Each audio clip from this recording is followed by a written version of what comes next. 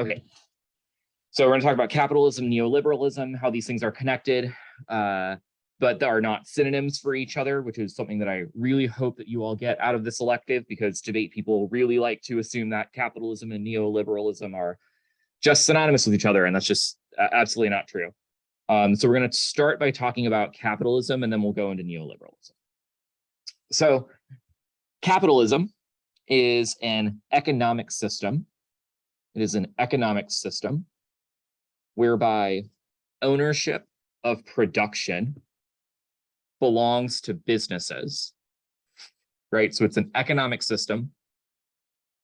Ownership of production belongs to businesses, and it is for profits.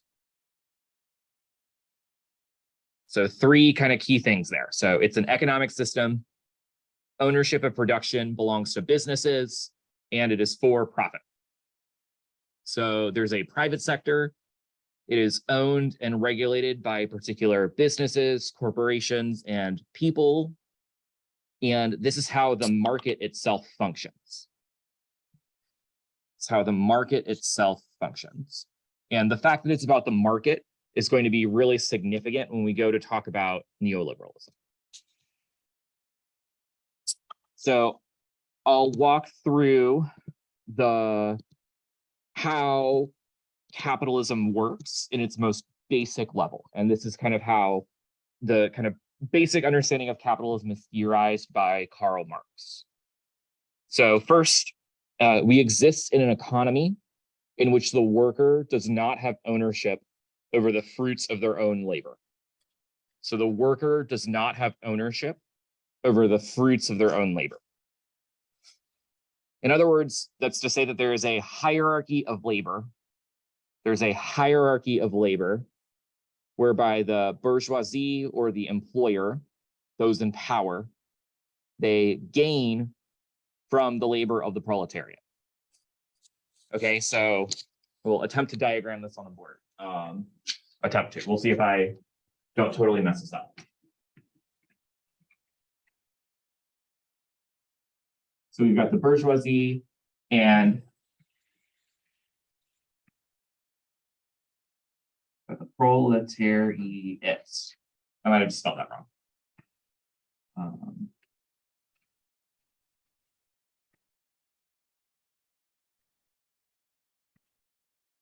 And the one who labors, the laborer, works for the owner. So there is a hierarchy here. As the proletariat, people will sell their labor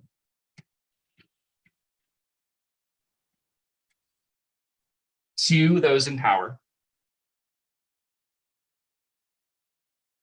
We sell labor to those in power in exchange for a wage. In exchange for a wage. Usually that wage is money.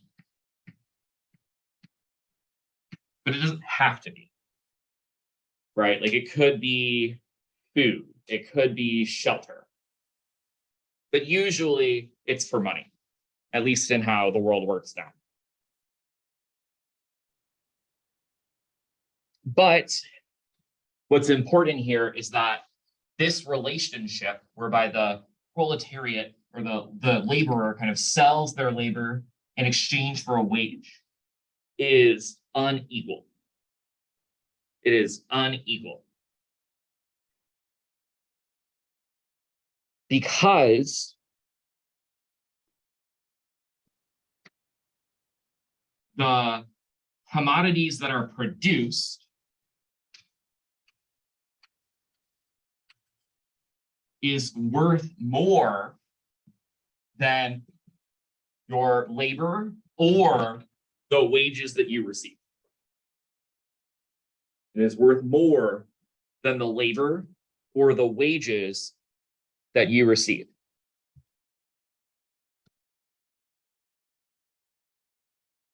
I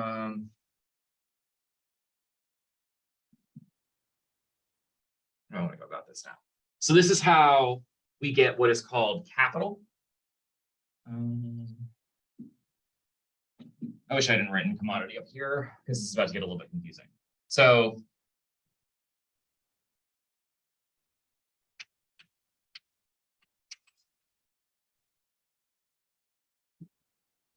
what the laborer produces for the owner for those who have the means of production is the commodity, but this process itself is how we create what's called capital. So the object that is created is the commodity, but capital is what's made from this process. So capital, which is defined as value in motion,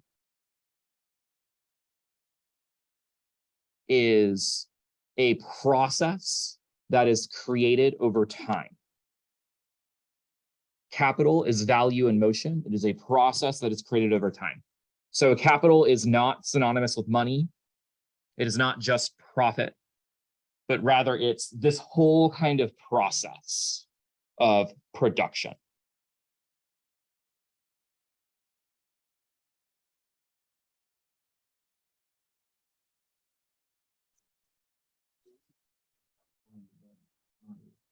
Commodity is the object that is made.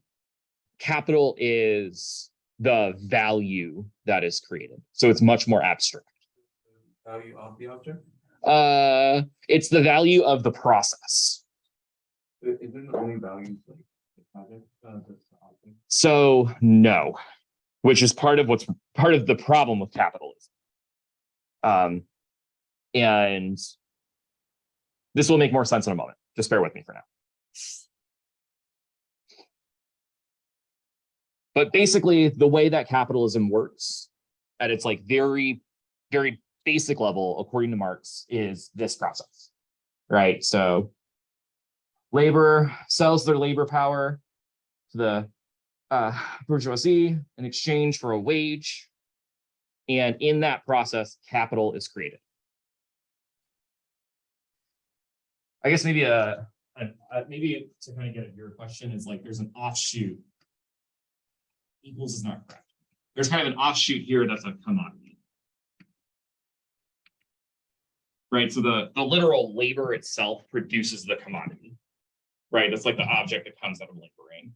But then capital is the value of this process. Part of what's really meaningful, though, is that the commodity that is created is worth less than the capital itself. Right, so capital is produced in such a way that it is worth more, it is more valuable than the object.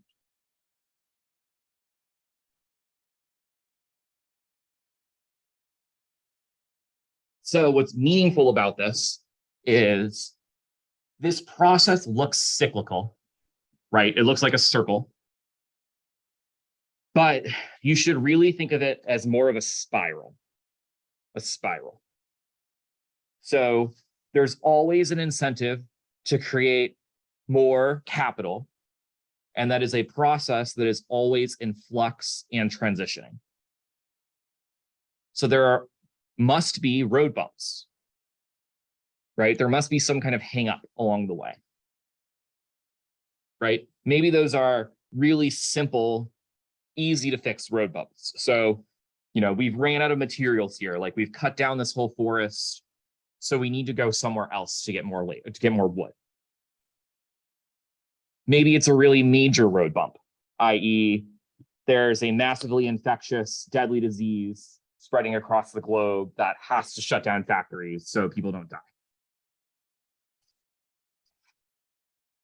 But because capitalism demands the production of capital, demands this process as the prior question, as the thing that everyone has to do, the system must grow infinitely to survive. The problem with trying to grow infinitely is that there are natural limits. We literally cannot grow infinitely. It is physically impossible. So we run out of resources.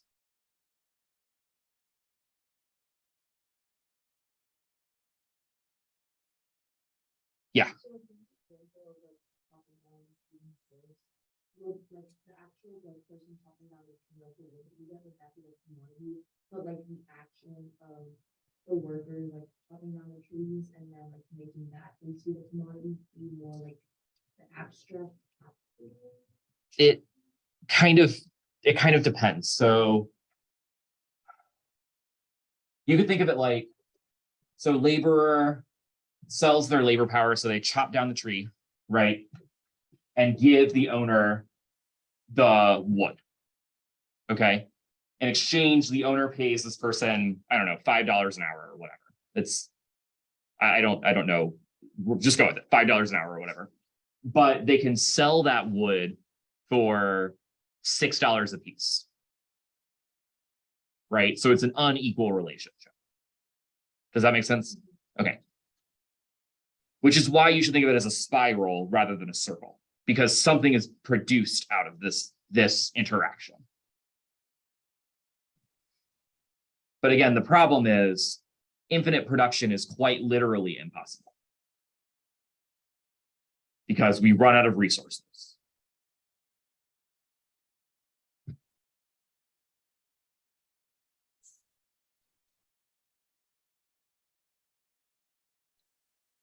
So that's kind of the TLDR, really basic how capitalism works. It's an economic system, privatized ownership, whereby labor power is combined with some kind of material to create value or capital for the capitalist class. So spiral, infinite growth, it necessarily has to have limits though. Yeah, Liam.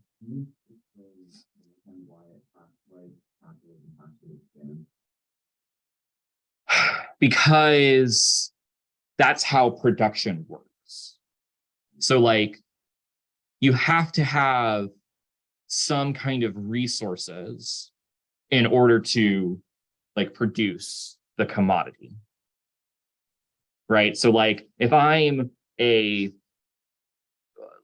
like own if I'm a factory owner and I pay my employees to produce Pokemon Squishmallows, then I have to have the resources in order to produce those objects.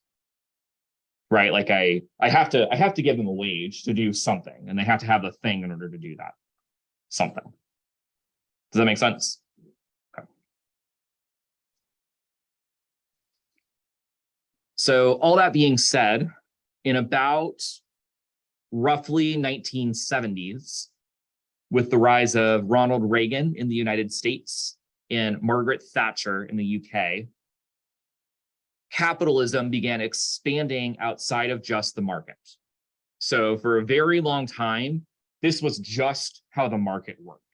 And it was just the market, right? So think like trading goods and services, being, you getting a job, right? That was just how the market worked. Neoliberalism comes into play when the rationality of capitalism, right? So the logic of how this system works gets placed or gets expanded outside of just the market. So I will repeat that. Neoliberalism is a political rationality. I can move these, can't I? Throw it on a button. Oh, yeah, I don't know where the buttons are. They're like covered up. Where? Like you see like the white plates, that's usually. Yeah, that's where they are usually. Whatever, it's fine. Whatever, it's okay. I can do this manually. So neoliberalism is a political rationality. Those two terms will be very important. It's a political rationality that says the way that people should live their lives and the way that society itself should function is via that relationship.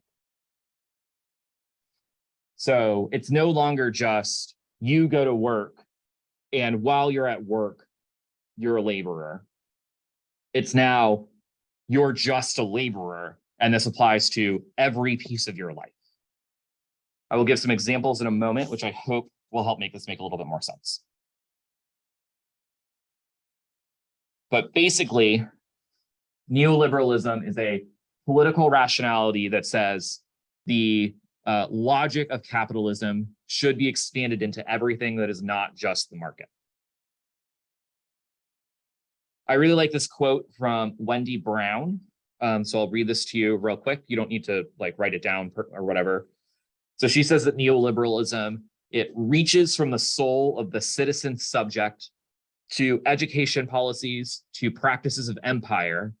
It is not only or even primarily focused on the economy, right? So it's not about the economy, but it involves extending and disseminating market values to all institutions and social actions, right? So we should take these values, this logic, and we should apply it to all of our lives. So, for example, immigrants who want to come into the United States, who want to move here, who want to immigrate here, are substantially more likely to be let in if we think that they are going to be good laborers, if we think that they are productive.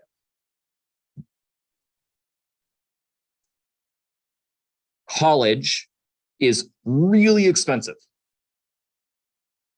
It used to not be really expensive. And in fact, the idea of taking out student loans starts in about the 70s or 80s when neoliberalism starts to take hold, right? So this idea of a liberal arts education, I assume that's a term you all have heard before, liberal arts. That's an idea that comes from the Enlightenment era that basically says, it's like initial instantiation was like, oh, you should be educated to be a good person, right? Like the fact that you're a human means that you deserve education, right? So going to college used to not be a business investment. Now it is understood as a business investment. That's the logic of student loans, right? It's okay, you can take out $100,000 in loans because you're investing in your future, right? That's a thing that did not make sense about 50, 60 years ago. People would be like, what are you talking about? Right? Like, I'm going to school because I would like to learn things. Now it's, I'm going to school because I would like to get a job.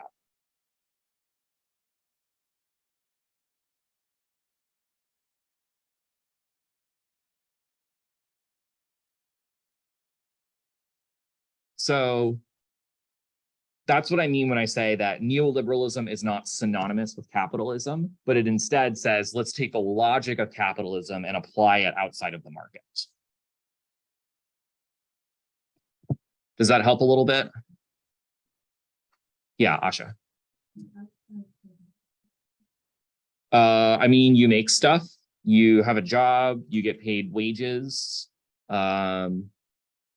I don't know, like we have a bunch of goods that we didn't used to have. Like if capitalism didn't exist, I certainly wouldn't have this phone or this computer. So I don't know, it's like done some good things in some ways. It's also done some really bad things in a lot of ways, but yeah. I'm sorry, I forgot your name. Okay. Yeah. I actually did some research on this. Like specifically in China and Russia, in the 1960s, the land economy, where they where the government had like this like kind of department that really set the prices of every single product and set what product can produce, what product cannot produce, how much of the product is produced. And one problem with that system is that it was simply impossible for the government to just predict what's the best prices for the product or how much product, how much demand there is for the product. So there's always waste after each like planning. Yeah. And it's always inefficient. So like, I guess one advantage of capitalism is that production is determined by demand. So that way, it's more efficient. Totally. That's one way to think about it for sure. I mean, it maximizes efficiency. That's the point of producing capital. Are ways that like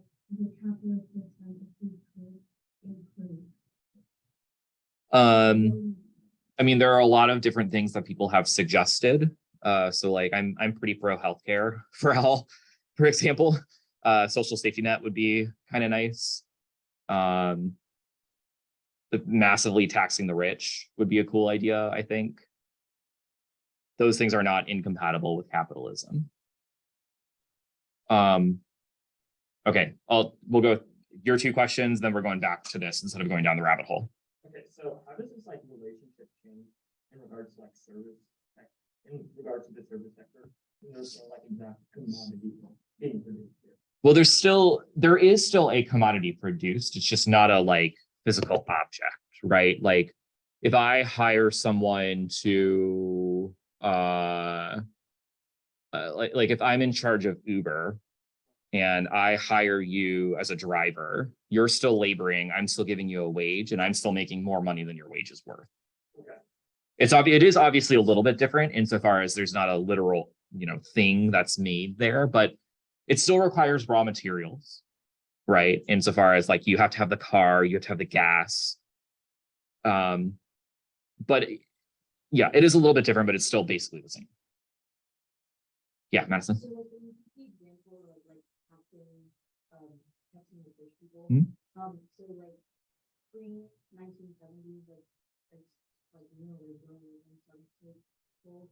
Is that like an example of something where something outside of the market gets like the relationship of capitalism? Yeah, that's a great example. So I don't know what the actual rate was, but the tax rate on the richest people in this country was substantially higher. 70%?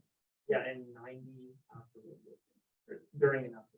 Right. So much, much higher, right? And like people invested more in the social safety net, right? There was the thought of like, we would like to help, in particular, old people when they retire, right? And now it's like, well, you should be able to do it by yourself, right? Because you're investing in yourself and your own future kind of thing. Yeah. Yeah. You said they're not fully incompatible like capitalism, but would they be incompatible like neoliberalism? Yes. Which is why it's rapidly, it's being eradicated. Yeah. Okay, so I'm going to talk a little bit more about political rationality as a term. So I use this term in particular, like I mean deliberately. So neoliberalism is political, i.e. policies matter and shape how neoliberalism functions, right? And it is a rationality or a logic or a kind of way of rationalizing things, understanding how the world works. Another way to kind of think about this is that neoliberalism is epistemic, so it's epistemological as opposed to ontological, right? So it's not like at the core of our beings, although there are some people who say that, but that's nonsense. But basically you should think of it as it's not how people are, but rather how people should be and should think about the world. So in other words, then, market logic is not natural or inevitable, right? It's not necessary. It doesn't have to be there. People think it should be there because it should be there.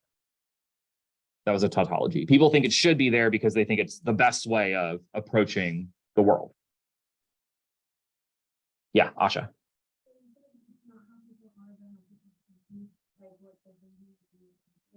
Yep.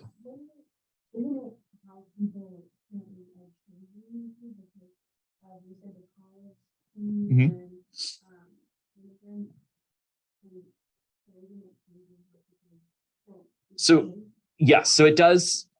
What I'm trying to say here is that it's not natural. It's not like, we come out of the womb and we're like, yep, got to be a good neoliberal. Like we're taught to think this way.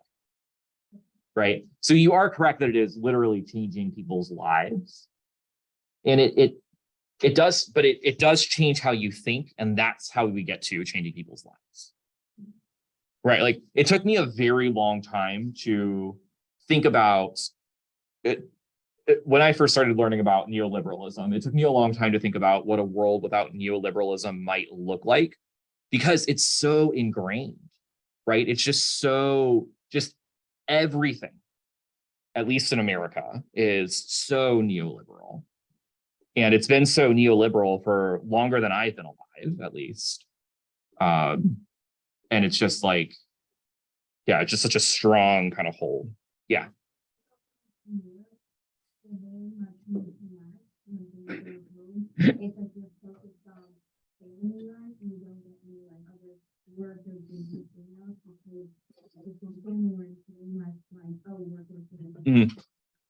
Yeah, I mean, I don't know enough about politics and economics in Europe to tell you whether like they are more or less neoliberal than the US. Like Europe is certainly still neoliberal.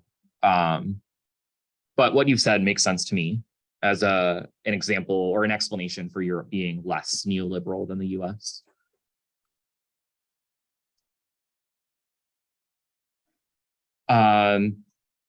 Okay, so political rationality, not natural, but kind of an epistemology, a way that we should approach thinking and how the world works.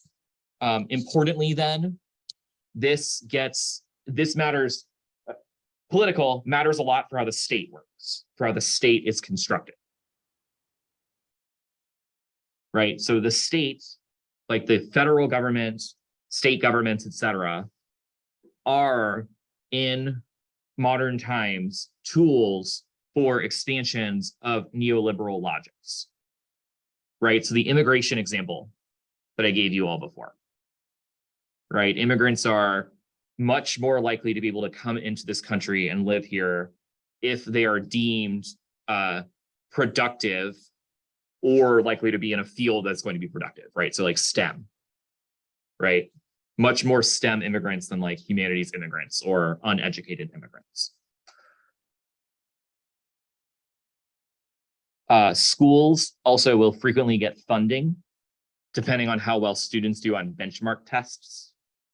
And that's because those students are then expected to go into the workforce and be the most profitable subjects. Right, so political rationality, the state kind of safeguards neoliberal logics.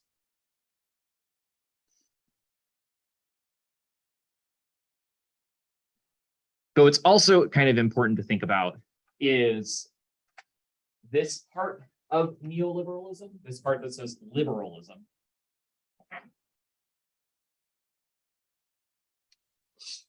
Which the kind of central tenet of liberalism, this is not liberalism in the IR theory sense, this is liberalism in the philosophical individual sense, which basically says that people should be given the most freedom possible, right? So we should have liberty. And regulating those individual liberties and freedoms is what causes evils in the world. So neoliberalism kind of takes this idea in a lot of different ways. So you can obviously think about, you know, increasing the free market, right? The state should not have its hands on the means of production. Instead, it should be individuals. This is how one of the ways that neoliberalism and capitalism go really well together. But also importantly, then, is that if neoliberalism cares about liberalism, individual liberties and freedoms, then neoliberalism also cares a lot about individual people and individual subjects. So it takes as a central tenet that the individual is the smallest and thus the base level most important unit for production. This is what all those cards mean when they say that neoliberalism atomizes the subject.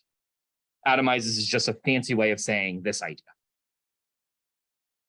right? That it's about the person rather than society. This is also how we get the pull yourselves up by the bootstraps kind of mentality, right? If it's all about you as a person, your own individual freedoms, right? Then you should be able to fix your own problems yourself.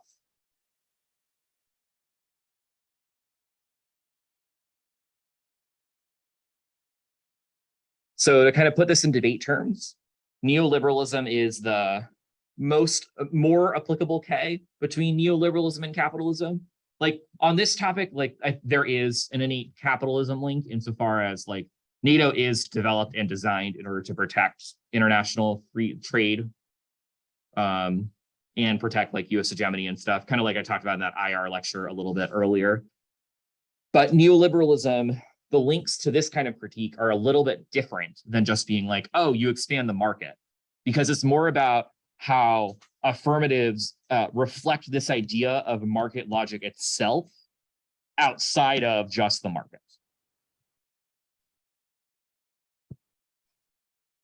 Granted, there are plenty of authors who criticize both capitalism and neoliberalism together, right? Given this like infinite growth profit mindset, right? That also applies pretty well to neoliberalism. Again, if it's about the individual pulling yourself up by the bootstraps, you can always keep growing, right? Infinite growth within the individual too. And like this infinite growth mindset in neoliberalism is certainly at least constitutively responsible with, or co-constitutively responsible for environmental degradation and like the reasons why capitalism are bad. But like theoretically, you could criticize neoliberalism without criticizing like this capitalist relationship within the market.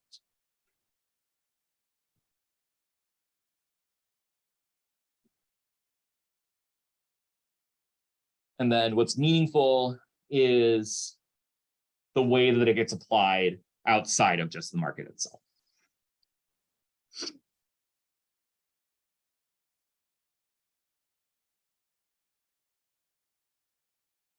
Okay, questions, comments, concerns? Asha. So when people say that capitalism keeps the resources, Yep. well, do you mean by that like the labor will always be less like the capital, since the capital or the commodity is less than capital, Mhm. so will always, like, how does that work? Like, So the wage is less than the capital, right? So like that's what the logging example that I gave before was. Like if I hire you to chop down some wood and I'm paying you $5 an hour, but then I can sell that wood for $6 a piece or whatever, then I am making more money.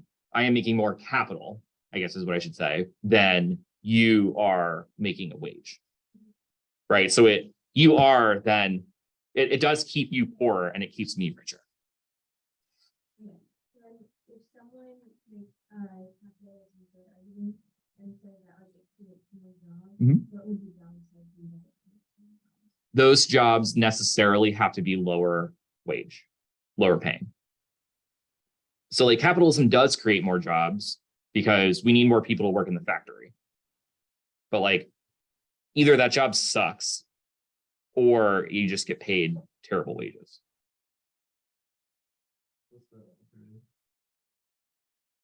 I don't know. There's a lot of different possibilities.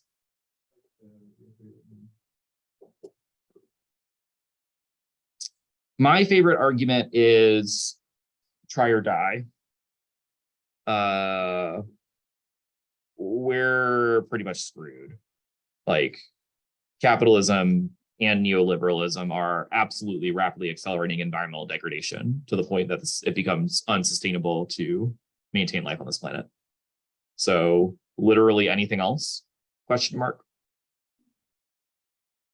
I don't know. I assume there are probably things that are worse than capitalism, but I'm very hard pressed to think of them. Yeah, Madison. Uh-huh.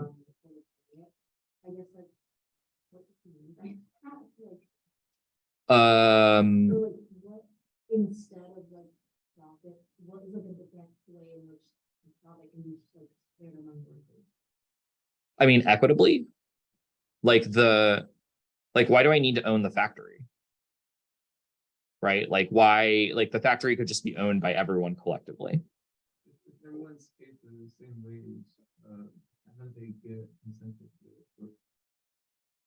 The greater good of society. like, again, remember how, well, in terms of neoliberalism in particular, remember it's about the individual, right? We are trained to think that it's just about me as a person.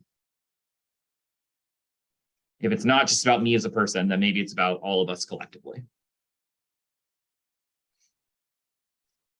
So not to be like too terribly obnoxious, but basically what I'm saying is that question is neoliberal. Liam? So you think it's dependent alternative that like overthrows all capitalism or just like challenges neoliberalism so that we're not facing that? I think it depends on what you claim is the impact and what you're willing to defend. So if your impact is like, if you want to have an extinction impact, I think you have to say overthrow capitalism. But if you're willing to just make a like value to life, education, we should, you know, like we are oppressed by the system kind of thing, then I think you can say no neoliberalism. But I think that's a less, like, I think that impact's a lot less persuasive. So I don't know. I would be willing to say capitalism's bad. Let's get rid of it. Sorry, I saw your hand. Tell me your name one more time. Harvin. Okay. This might be a dumb question. Again, No worries. but like on the framework level, if you are debating neoliberalism, how can you avoid falling into this trap of like atomization and focusing on like specific individuals and like individuals on that level? So like if you're debating against neoliberalism or like, how can you avoid falling into the trap of focusing on specific individual actions? Well, like criticizing neoliberalism doesn't say like you can't do things by yourself. Yeah, but I feel like there's a reasonable argument to be made that a lot of them fall into the trap of like focusing on like atomized individuals instead of like broad on viewing society as like a whole instead of made up of individuals. Like that famous like factor approach. I don't think I'm quite understanding your question. Can you walk me through the scenario that you're thinking of? Okay. Give me a second. You can ask someone. Yeah, totally. Madison? So, like, socialism, alternative, is that like a rejection of capitalism, or is it like? Yeah, that would be a rejection of capitalism. I don't know all of the nuances of eco-socialism, but you know, when it attempts to forefront ecological preservation, it would, I mean, it's a radically different paradigm, right? It's like we should not worry about production. We should not worry about taking market logic and placing it outside of the market. Instead, we should worry about protecting and preserving the environment. Yeah, Asha? How do you think people about the system of capitalism and how, like, I mean, how is that thought of used in So Marx is anti-capitalist. Yeah. How did you come up with I don't know. Yeah, sorry. Yeah, I don't know. I'm sorry. If you read some Marx, he might be able to tell you, but Marx is also very complicated and has like 3,000 pages of stuff that you have to get through. And like, this is literally like the most basic of the most basic Marx, just so you all know. Like, this is not, like, he gets way more complicated than this. Like, I cannot define money for you, for example. Like, I tried, I got nothing on that one. Yeah, Marx is a lot to say.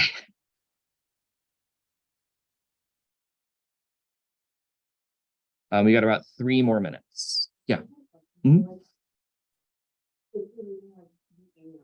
Mhm.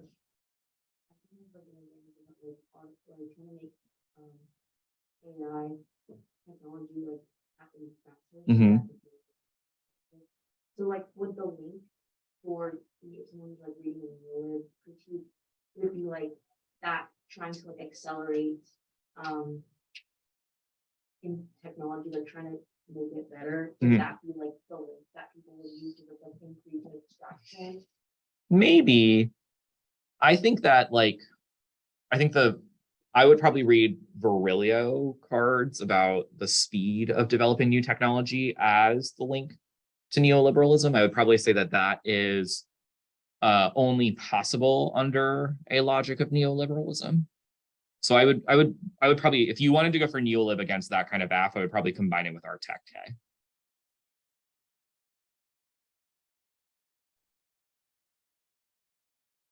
Anything else? Did you think of your? I don't know. I read that. Okay, cool. All right, Connor, you have any questions?